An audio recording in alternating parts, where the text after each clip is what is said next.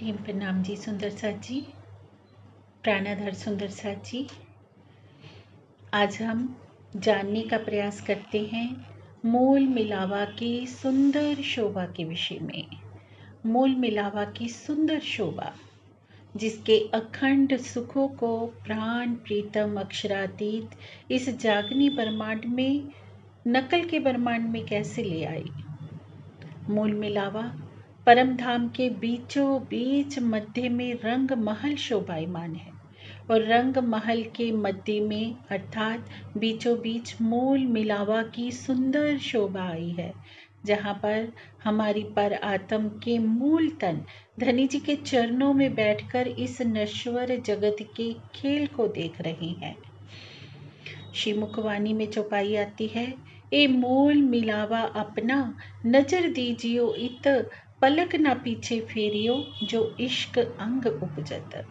प्राण प्रीतम अक्षरातीत श्री राजपिया जी का हमें प्रत्यक्ष निर्देशन हो गया है सुंदर साथ जी के श्रीमुख वाणी के द्वारा।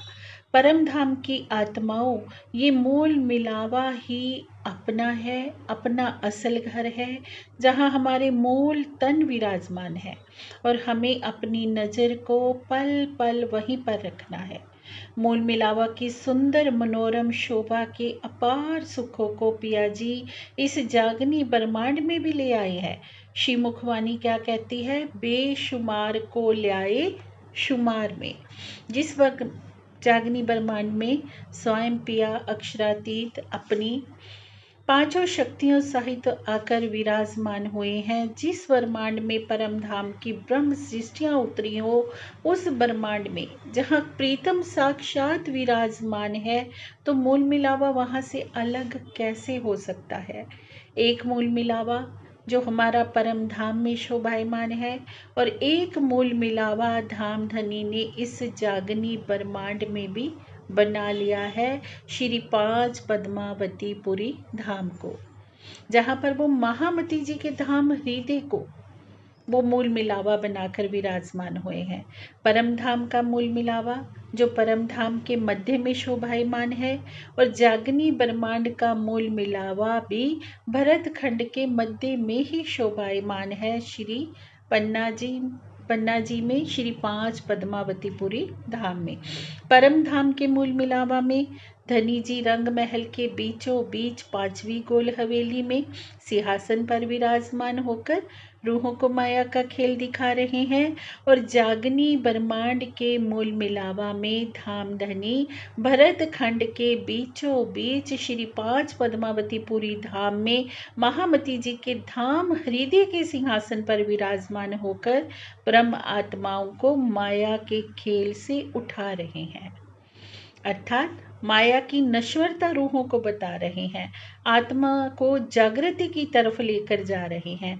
अपनी अपार मेहर की छाम तले प्रीतम जागनी के उस स्वर्णिम पथ की तरफ आत्माओं को रुखसत करते हुए मूल मिलावा की शोभा को उनके हृदय में बसाते हुए एक मूल मिलावा वो दिखा रहे हैं जो प्रत्येक ब्रह्म आत्मा का दिल है। प्रत्येक ब्रह्म आत्मा के धाम हृदय में धनी जी शोभायमान है, विराजमान है, पर वो हमें कब नजर आएंगे। हमें अपने दिल के उस मूल मिलावा में बैठे हुए प्रीतम का साक्षात्कार कब होगा, जब हम आत्म को जागृति की ओर लेकर जाएंगे। तो इसीलिए सारा प्रयास प्रीतम के द्वारा किया जा रहा है, परम धाम के मूल मिलावा से लेकर इस जागनी ब्रह्मांड के मूल मिलावा तक हम सब सखियों के दिल के मूल मिलावा के सफर को ही वो प्रीतम इस खेल के रूप में दिखा रहे हैं। यही प्रीतम के हृदय की इच्छा वो महाकारण है जिसके चलते ये खेल बना, क्योंकि धनी जी क्या दिखाना चाहते थे, अपनी स्वलीला अद्वैत की हमें पहचान करवाना चाहते थे कि सखियों परम धाम सिर्फ वही नहीं जिसमें तुम विचरण करती हो। परम धाम क्या है, धनी जी का दिल ही हमारा धाम है और ब्रह्म आत्मा का दिल ही धनी का धाम है। ब्रह्म आत्मा के हृदय में ही सारे सुख निहित है। किस लिए? क्योंकि ब्रह्म आत्मा अक्षरातीत का ही दिल है। हम दो नहीं हैं, यही पहचान प्रीतम ने करवानी थी। इसलिए हम आत्माओं का मूल मिलावा बातूनी में प्रीतम का दिल है, और प्रीतम का मूल मिलावा आत्माओं का दिल है।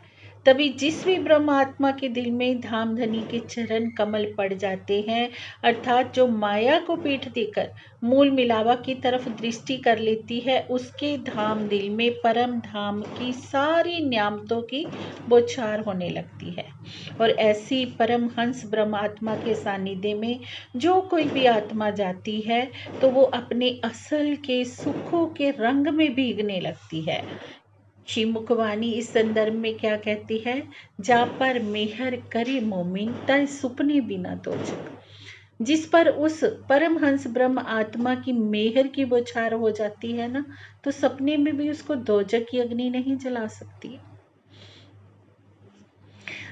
तो सुंदर साथ जी, इस जागनी ब्रह्मांड के मूल मिलावा में विराजमान पिया प्राणनाथ जी की पहचान करें, और उसी तड़प, उसी एकाग्रता से, उसी एक दिली के साथ उनके चरणों को पकड़े, जिस एक दिली के साथ, जिस तड़प के साथ हम इस खेल में आए थे, जिस तड़प से हमने इस खेल को मांगा था, वही तड़प जब हमारे दिल में खेल से उठने के लिए हो जाएगी ना, तब हमारा वो परम धाम हमसे दूर नहीं होगा, तब वो हमारा मूल मिलावा हमसे दूर नहीं होगा। जिस प्रकार खेल में प्रीतम ही लेकर आए हैं ना, उसी प्रकार परम धाम भी धाम धनी ही लेकर जाएंगे। पर इसका अर्थ ये नहीं कि हम हुक्म के ऊपर सारी बातों को छोड़कर बैठ जाएं, क्योंकि वाणी में क्या कहा है? हुक्म के सिर दोष दे बैठ ना सके मोमिन। हुक्म के ऊपर हम बात को छोड़कर बैठ नहीं सकते, क्योंकि रूह की इच्छा भी पूर्ण कार्य करती है। जैसे परम धाम ने हम आत्माओं ने खेल देखने की इच्छा की, तो खेल बना। अब रूह इच्छा करेगी खेल से वापिस जाने की, अपनी दृष्टि को परम धाम की ओर मोड़ने की, तो वो दृष्टि वापिस कैसे नहीं जाएगी? धनी जी अपनी आत्मा की उस इच्छा का मान कैसे नहीं रखेंगे, जो आत्मा उनका ही हृदय का अंग है। अगर हम कहें कि सब कुछ हुक्म के हाथ है, तो बिल्कुल सत्य है, इसमें कुछ भी झूठ नहीं कि सब कुछ धनी जी की हुक्म से ही, उनकी रजा से ही हो रहा है। पर एक हुक्म हमारे ऊपर श्री मुखवाणी के रूप में भी हो गया है ना, खेल से उठने का, और सतगुरु रूप में भी वो हुक्म हमारे ऊपर पल पल बरस रहा है, पल पल हमें आदेश दे रहा है कि आत्माओं बहुत हो चुका, अब जाग जाओ। तो ये सच है कि धनी जी के जिस हुक्म ने हमें खेल दिखाया है, वही हुक्म सतगुरु रूप में, श्री मुखवाणी के रूप में हमें उठने के लिए प्रेरित कर रहा है। तो इसलिए साथ जी, अगर हम चाहते हैं कि परम धाम की समस्त शोभा को हम अपने हृदय में हृदयंगम करें, मूल मिलावा की झलक को प्राप्त करें, युगल स्वरूप को अपने हृदय में बसाएं, तो बहुत जरूरी है कि पिया परब्रह्म के स्वरूप उस सच्चे सतगुरु की हम पहचान करें, क्योंकि बिना पहचान के कुछ भी संभव नहीं है।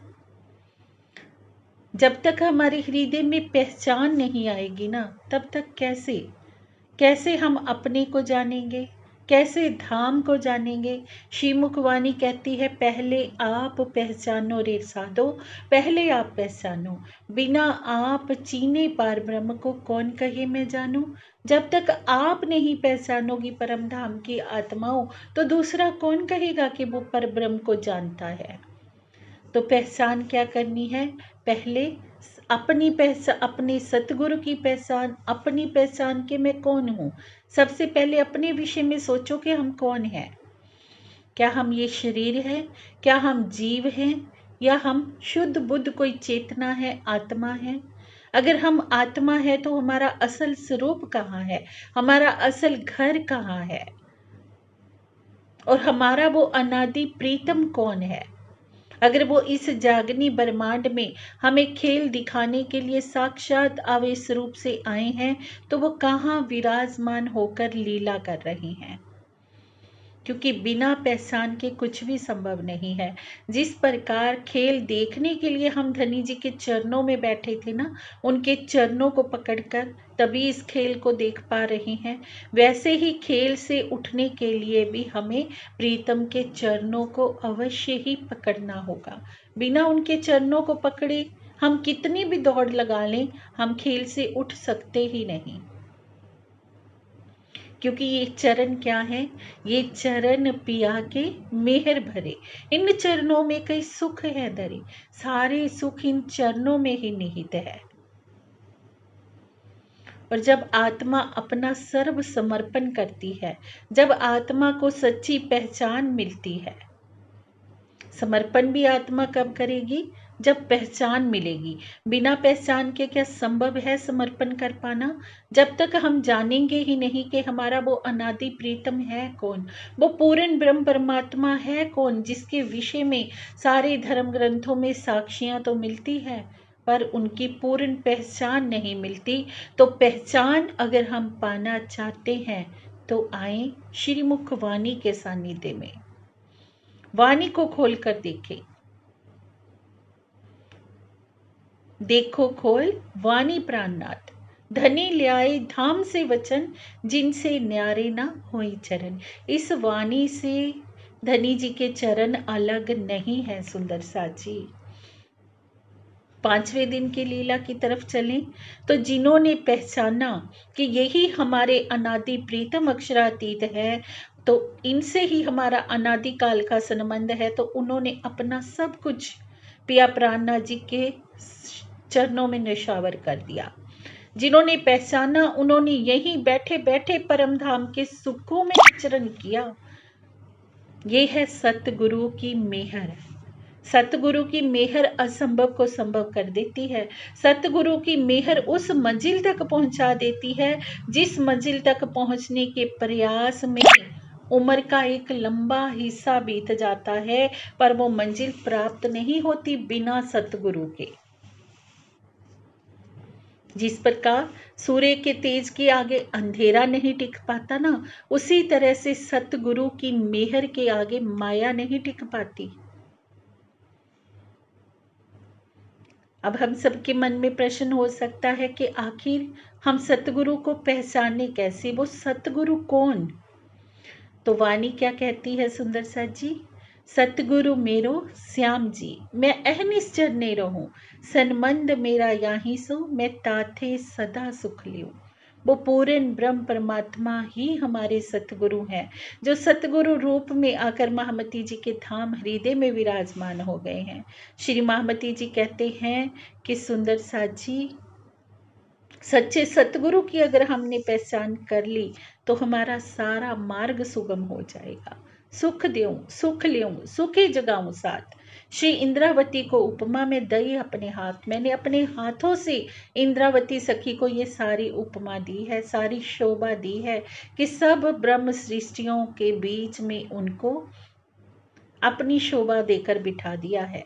और क्या आवाहन कर दिया है कि श्री इंद्रावती के मैं अंगे संगे, इंद्रावती मेरा अंग, जो अंग सौंपे इंद्रावती को ताए प्रेम में रमाड़ो रंग। जो कोई भी सुंदर साथ इस स्वरूप के ऊपर आस्था लेकर आएगा, उसे धाम धनी प्रेम के रंग में रमाड़ेंगे ही रमाड़ेंगे,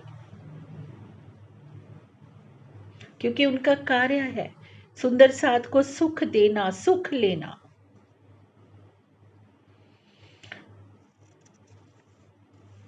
तो अब प्राण प्रीतम अक्षरातीत महामती जी के धाम हृदय में विराजमान है, और तब से लेकर अब तक सारी जागने की लीला को संपादित कर रहे हैं। चाहे 5वें दिन की लीला हो, चाहे महाराजा छत्रसाल जी के तन से लीला हो, छठे दिन की लीला हो, जिन जिन परमहंसों के द्वारा लीला को संपादित किया, और आगे पूज्य श्री राम रतन दास जी महाराज जी के तन से हो, पूज्य सरकार साहब के तन से हो, या अब पूज्य श्री राजन स्वामी जी के द्वारा लीला हो रही हो, करने वाले कौन है, हमें उस स्वरूप की पहचान करनी है। हमें तनों में नहीं उलझना सुंदर साथ जी, तनों की घृणा को हमें धनी जी के साथ नहीं जोड़ना है। तन में बैठे हुए उस प्रीतम की पहचान करनी है, उस ब्रह्म अंगना की कुर्बानी की पहचान करनी है कि उन्होंने किस रास्ते पर चल के उस प्रीतम को पाया है, क्या क्या कष्ट उस आत्मा ने उठाए हैं धाम धनी को अपने हृदय में विराजमान करने के लिए। उन आत्माओं ने अपना समर्पण किया है पिया प्राणनाथ जी के ऊपर,